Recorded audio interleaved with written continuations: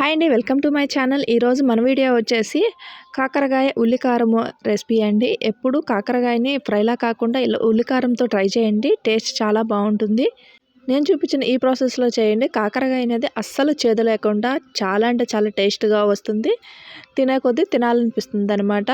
ఈ కాకరకాయ ఉల్లికారం ట్రై చేయడానికి ముందుగా కాకరకాయలను తీసుకోవాలి. తొడాలు కట్ చేసేసుకొని ఇలా పెద్ద పెద్ద ముక్కల్లాగా అయితే కట్ చేసుకోవాలి. తర్వాత నైఫ్తో దీంట్లో ఉన్న గింజలను అయితే వీడియోలో చూపిస్తున్నట్టుగా ఇలా తీసేసుకోవాలండి.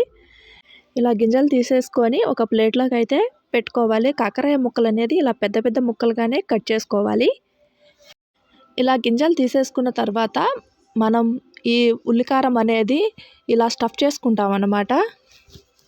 అందుకనే గింజలను తీసేసుకొని మొత్తం ఇలా ఒక ప్లేట్లోకి అయితే పెట్టేసేసుకోవాలి.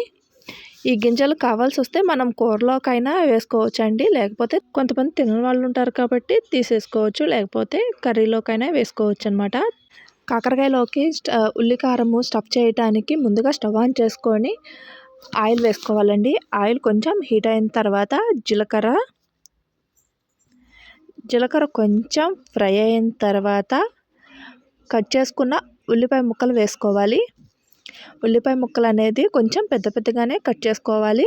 ఇక్కడ నేను వచ్చేసి ఒక 3 పెద్ద సైజు ఉల్లిపాయలను అయితే తీసుకున్నానండి. ఇవి ఇలా కట్ చేసుకొని కొంచెం ఫ్రై చేసుకోవాలి. కొంచెం సాఫ్ట్గా అవ్వాలన్నమాట ఉల్లిపాయ అనేది. ఇలా కొంచెం ఉల్లిపాయ కలర్ మారిన తర్వాత దీంట్లోకి ఒక 1/2 స్పూన్ పసుపు వేసుకోవాలి. పసుపు కూడా వేసుకొని ఒకసారి బాగా కలిపేసేసుకోవాలి. ఇలా ఫ్రై చేసుకున్న దాంట్లోకి వచ్చేసి కొన్ని వెల్లుల్లి రెబ్బలను పొట్టు తీసుకొని వేసుకోవాలి. వెల్లుల్లి రెబ్బలు కూడా వేసుకున్న తర్వాత ఒక చిన్న సైజు నిమ్మకాయ సైజ్ అంతా చింతపండును అయితే వేసుకోవాలండి. చింతపండు వేసుకుంటే టేస్ట్ అనేది చాలా బాగుంటుంది. ఇవన్నీ ఫ్రై అయిపోయినాయి కాబట్టి వీటిని ఒక ప్లేట్లోకి తీసుకొని పక్కన పెట్టుకోవాలి. ఇది మనం మిక్సీ వేసుకుంటాం కాబట్టి కంప్లీట్గా చల్లారిపోవాలండి. అందుకనే తీసుకొని పక్కన పెట్టేసేసుకోవాలి. తర్వాత అదే ప్యాన్లో కొంచెం ఆయిల్ ఉంటుంది కదా, ఈ ఆయిల్లోకి వచ్చేసి 2 స్పూన్ల పచ్చిశనగపప్పు, తర్వాత 1 స్పూన్ మినపప్పు,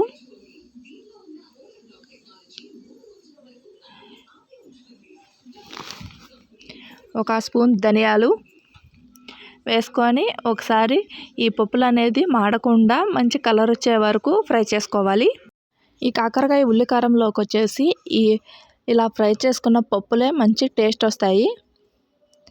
ఇలా మంచి కలర్ వచ్చిన తర్వాత ఈ పప్పులను కూడా అదే ప్లేట్లోకి తీసుకొని ఇవి కూడా కంప్లీట్గా చల్లారి పెట్టుకోవాలి.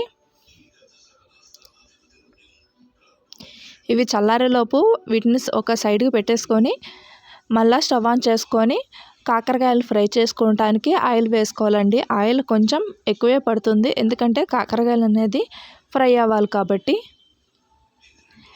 ఆయిల్ కొంచెం హీట్ అయిన తర్వాత మనం కట్ చేసుకున్న ఈ కాకరకాయ ముక్కలను అయితే వేసుకొని కొంచెం సాఫ్ట్గా అయ్యే వరకు ఫ్రై చేసుకోవాలి.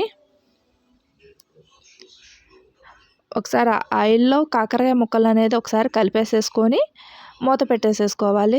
ఇలా మూత పెట్టుకోవడం వల్ల కాకరకాయలు అనేది కొంచెం సాఫ్ట్ అవుతాయి.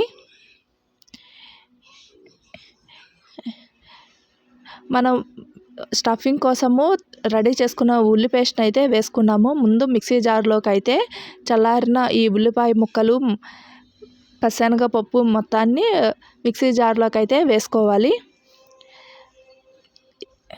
తర్వాత దీంట్లోకి వచ్చేసి టేస్ట్కి సరిపడినంత కారము, తర్వాత టేస్ట్కి సరిపడినంత సాల్ట్ వేసుకోవాలి. సాల్ట్ కూడా వేసుకొని వాటర్ ఏమీ వేయకుండా ఇలా గ్రైండ్ చేసుకోవాలి. తర్వాత కాకరకాయ ముక్కలు అనేది కొంచెం సాఫ్ట్గా అయినాయి కదండి. ఈ సాఫ్ట్గా అయిన కాకరకాయ ముక్కల్ని స్టవ్ ఆపేసేసుకోవాలి. మనం గ్రైండ్ చేసుకున్న ఈ ఉల్లి పేస్ట్ని అయితే ఈ కాకరకాయ ముక్కల్లోకి అయితే పెట్టుకుంటాం అన్నమాట. అందుకనే వీటిని కొంచెం ఫ్రై అయితే సరిపోతుంది.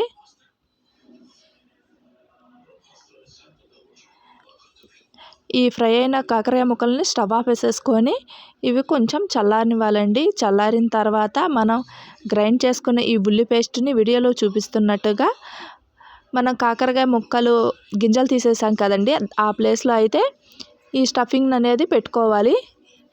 ఇలా స్టఫ్ చేసి ఉల్లికారం పెడతాం వలన కాకరకాయ ఫ్రై అనేది టేస్ట్ చాలా బాగుంటుంది. అస్సలు లేకుండా చాలా టేస్ట్గా ఉంటుంది.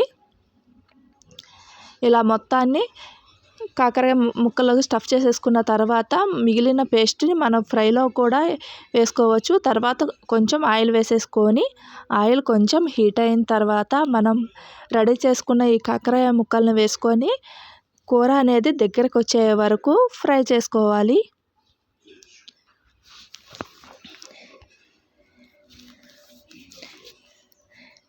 ఎక్కువ టైం పట్టదండి. మనం ఆల్రెడీ ఫ్రై చేసాం కాబట్టి కాకరకాయ ముక్కలు అనేది త్వరగానే ఫ్రై అయిపోతుంది. అదే కాకుండా మనం ఉల్లి పేస్ట్ కూడా ఫ్రై చేసే వేసుకున్నాం కాబట్టి త్వరగానే అయిపోతుంది. ఇలా మిగిలిన ఉల్లి పేస్ట్ను కూడా వేసేసుకొని ఒకసారి బాగా కలిపేసేసుకొని ఆయిల్లో అయితే ఫ్రై అవ్వాలి. ఇది కూర అంతా ఇలా కలర్ వచ్చే వరకు ఫ్రై చేసేసుకుంటే ఎంతో టేస్టీగా ఉండే కాకరకాయ ఉల్లికారం అయితే రెడీ అయిపోతుందండి. ఇది రైస్లోకి చాలా అంటే చాలా టేస్ట్గా ఉంటుంది. రసం కాంబినేషన్తో ఈ కాకరకాయ ఉల్లికారం అయితే టేస్ట్ అంటే చాలా బాగుంటుంది. ఈ వీడియో కానీ మీకు నచ్చితే ప్లీజ్ లైక్ చేయండి, షేర్ చేయండి, నా ఛానల్ అయితే సబ్స్క్రైబ్ చేయండి. Thanks for watching.